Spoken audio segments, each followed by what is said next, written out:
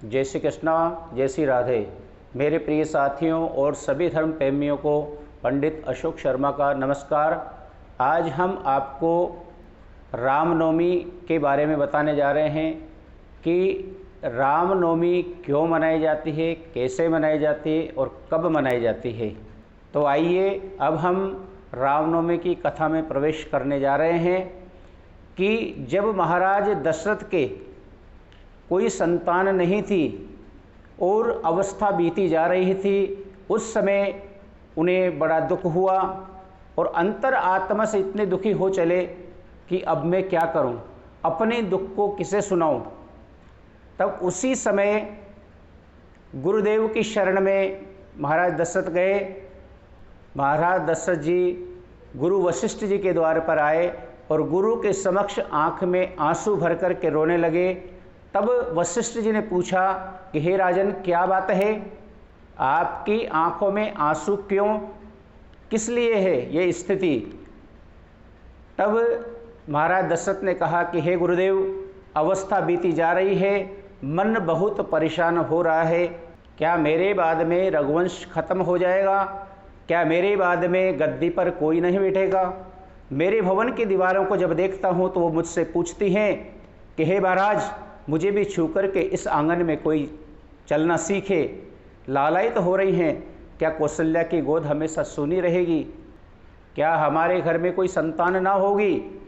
कहते हुए महाराज रोने लगे। तब गुरु वशिष्ठ जी ने कहा, सिर पर हाथ रखकर कि हे राजन, क्यों रोते हो? तुम्हारे घर में एक नहीं चार चार संतान जन्म लेगी, ऐसा महान पुत्र होगा।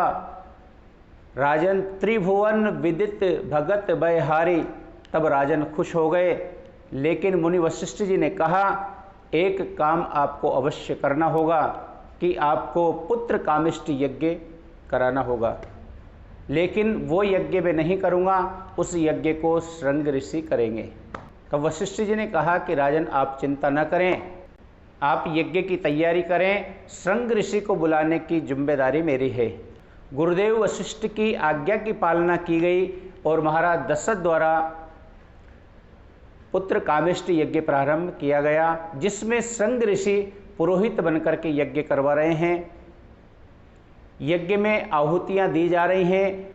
यज्ञ में अंतिम आहुति इतने भाव से दी गई कि उसी समय अग्नि भगवान यज्ञ का चरु लेकर के प्रकट हुए।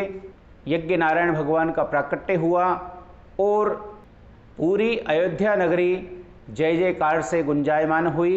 यज्ञ भगवान द्वारा खीर का चरु गुरु वशिष्ठ जी को दिया गया।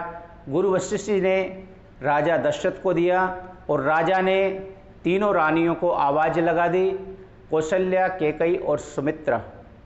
अर्ध भाग कौशल्य ही दीना, उभय भाग आधे कर लीना। खीर का आधा भाग कौशल्या को दिया, आधे में से आधा कैकेयी को दिया गया और फिर आधा जो बचा कौशल्या और कैकेयी दोनों के हाथ में देकर के महाराज दशरथ ने कहा कि आप दोनों सुमित्रा को दे दें। सुमित्रा को दो जगह से प्रसाद मिला, इसलिए रामायण में कहा है कि सुमित्रा माँ के दो बेटे हुए। तीनों महारानियों ने प्रसाद पाया। समय बीता, भगवान ने अपने अंशों का तेज, अपना तेज माँ के गर्भ में स्थापित कर दिया और अब बाबा तुलसी की कलम भी मानो थिरक रही हो। जा दिन ते हरि गर्भई आए, सकल लोक सुख संपत्ति छाए। जिस दिन से भगवान गर्भ में आए हैं, शीतल मंद सुगंध समीर चल रही है। सरयू नदी में बाढ़ सी आ गई है। गौशाला में गायें नृत्य कर रही हैं।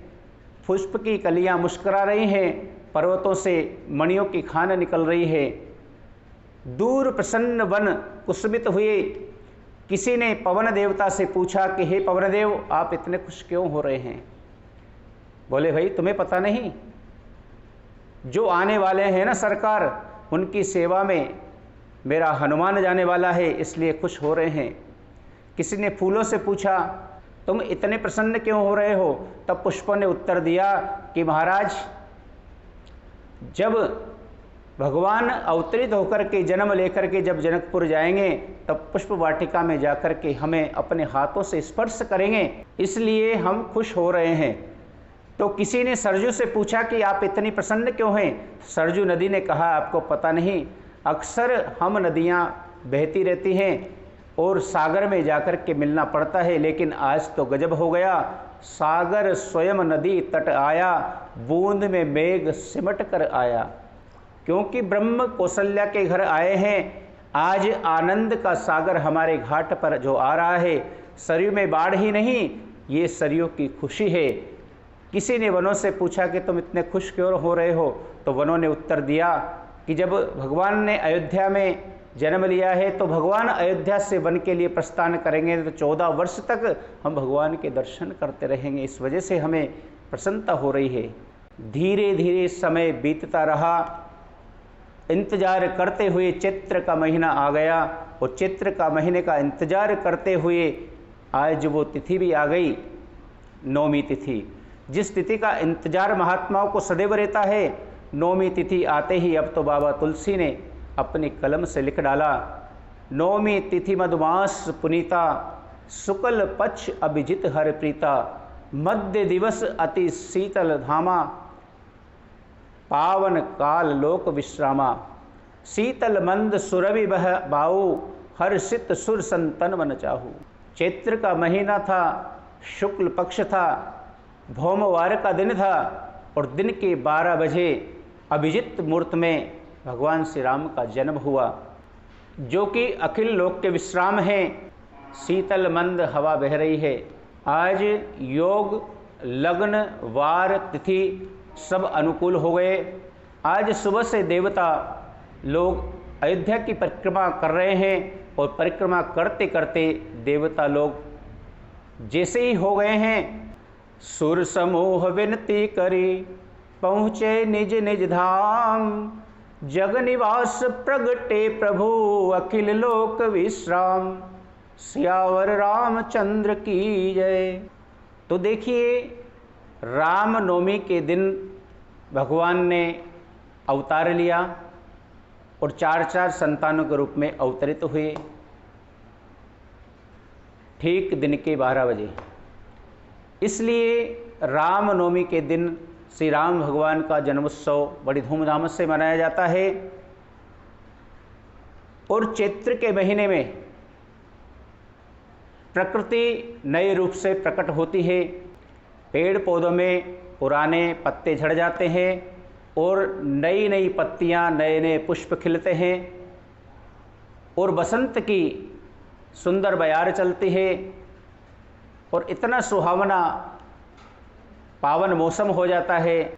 और इसी समय बसंत ऋतु बड़ी धूमधाम से मनाई जाती है और बसंत ऋतु की सुंदर शीतल मंद सुगंध बयार चलती है।